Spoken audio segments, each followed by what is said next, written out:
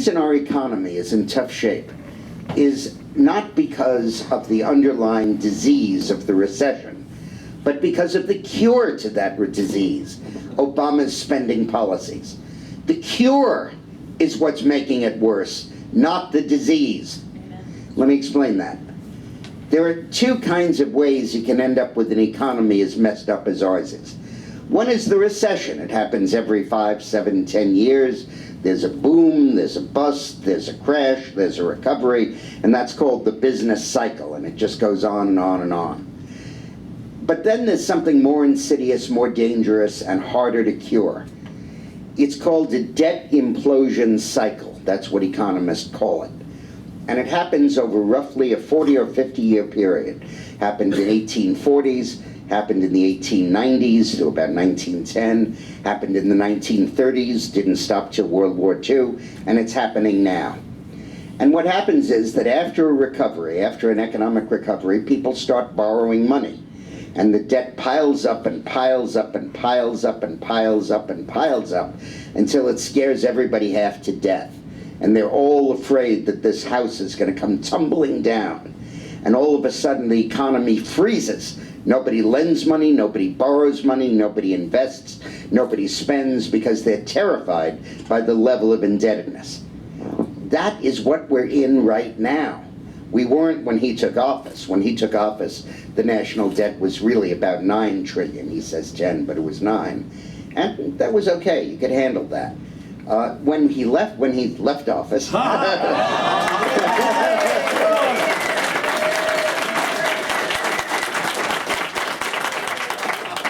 when he left office, it will have been 17 trillion. He will have borrowed from the moment George Washington took the oath of office until Barack Obama did. We borrowed about 9 trillion. From the minute Obama took the oath until somebody else takes the oath in a few months, he will have borrowed another 7 trillion, almost as much as the entire indebtedness before. And what that did is it caused the world to freak out. That's a complicated economic term. The formula, for those of you who are following, is A minus B divided by Q times the square root of X. That's the formula, but the phrase is they freaked out. They knew that this level of debt could not be sustained. And let me put it in statistical terms. When Obama took office, the total indebtedness of the planet Earth was about $60 trillion. 40 trillion household, personal, private, corporate, and 20 trillion public, government, state, local, foreign. And the GDP, the worth of the planet Earth, was about $65 trillion, so it was about 90%. Now, as a result of Obama's policies, not just the increased federal borrowing, but increased state borrowing and increased borrowing by other countries, the level of indebtedness has risen from 60 trillion to 80 trillion. And the GDP of the planet's still under 70. So they freaked out. They said, we can't sustain this level of debt.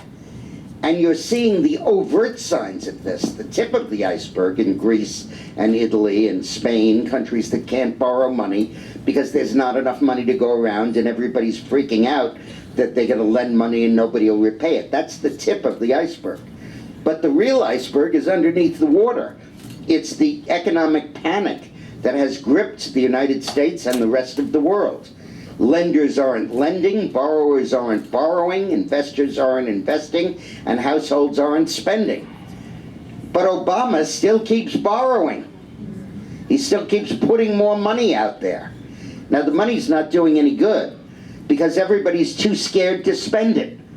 Households in the United States, since Obama took office, have reduced their total indebtedness by $1 trillion. Okay, that's $1 trillion of car loans and mortgages and student loans and other home equity loans that are being paid off, credit card balances being paid down. $1 trillion. That's where the $1 trillion of his stimulus package went. It didn't go to buying anything new that helps the economy. It went to getting out of debt so that the world doesn't crash on your head when everything comes falling apart. The banks got $1 trillion also of cash Not from TARP, they paid that back, but from stimulus money. They call it qualitative easing, QE2. I call it the Titanic. and what we do is we go to Ron there, and we say, hey Ron, you're head of the Ron Wilcox National Bank. Do you have any mortgage-backed securities in your vault? Yeah, I'm drowning in them. I have more than you can imagine, and they're all worthless pieces of paper. They're underwater. The mortgage debt is worth more than the property is. They're not performing. I'm not getting money from them. Yeah, drowning in them. And I say, well, Ron, I'm from the Federal Reserve. I'd like to buy $100 million of your mortgage-backed securities. And he looks at me and he says, are you an idiot? They're worthless. They're toilet paper. And I say, well, I want to buy them. Here's a check for $100 million. And Ron looks at the check and he said, don't worry, there's no money behind it, but I just printed $100 million. That's how I create money, and now it's yours to spend. So Ron sits there with his money, and he says, what am I going to do with it? And then somebody from the Treasury comes over and says, hey, Ron, I understand you just came into $100 million. And Ron says, yeah, I did. Some idiot just gave me $100 million for these worthless pieces of paper in my vault.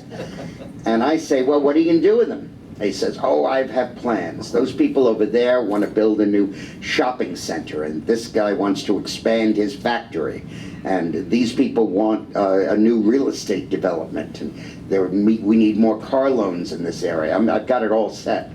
And I said, that's great, Ron. That's just what the president wants you to do. Use that $100 million, stimulate the economy of Loudoun County. That's just what he wants you to do. Are you sure?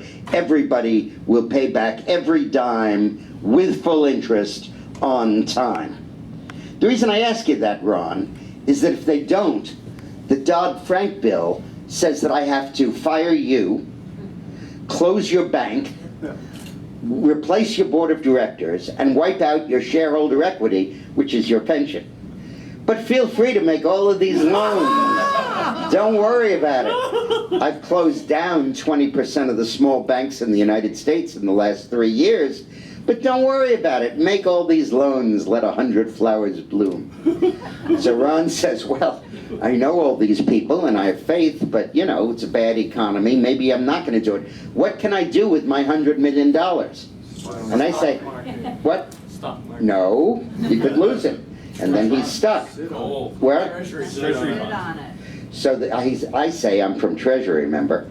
Ron, I was hoping you'd ask me that question. I'm a little short this quarter. I have to borrow $165.7 billion every month. So how about lending it to me? Lend it back to me. We just printed this money. We gave it to you for free. And I want to borrow it back from you at 3.5% interest. And Ron says, 3.5% interest? I got this money for free. Some idiot gave me this money. Hey, if I tell my stockholders I'm getting 3.5 points on a government spread on a government guaranteed obligation, they'll serve champagne at the stockholders meeting. They'll put my picture on the wall. So I say, well, that's what we'll do. So that's what's happened to the $1 trillion the banks have gotten. We've bought 1.4 trillion of mortgage-backed securities, and that has largely gone to borrowing to pay the federal deficit. We don't borrow money from China anymore much. What we do is we print our own money and then we borrow it back and pay interest on the money we just printed. It's brilliant. And then you come to corporations in America. They had 1.2 trillion in cash when Obama took office. They now have 2 trillion in cash. Now what's the interest rate on cash these days? Zip. Zero. 1/4%. Too low for zero. Elton John. It's the new interest rate policy. And so they are literally willing to take this cash and make no money from it, rather than invest it in their own businesses, creating jobs and expanding and all that. That's how scared they are. So the system has frozen. It's like a car that doesn't have any oil in it. The gears just freeze and lock. And that's what's happening with our economy. And it's happening because of fear of the debt. So what does Obama do? He spends more money, he prints more money, he borrows more money, he builds that wall of debt higher, and everybody gets even more scared that it's going to come crashing down on them. So they stop spending, stop borrowing, stop lending, and stop investing. And he makes it worse every time he borrows. It's like the Middle Ages, when medieval times, when they said they didn't know about germs and bacteria. They said the reason people got sick was because they had evil spirits in their body. And the way to deal with the evil spirits was cut their arm open and bleed them, get rid of all their blood, put leeches on them and suck up the blood. And that'll get rid of the evil spirits and you'll recover. And when the son of a gun was half dead from loss of blood, they'd say, see, we haven't gotten all the evil spirits out. So they'd keep bleeding the poor guy until he died. And then they'd say, oh, I told you he had evil spirits. Well, that's what Obama's cure to our economic situation is like. So Obama is a leech. Yeah. Good. What? Remind me of your name again? Martha. Martha. Martha, you want a job?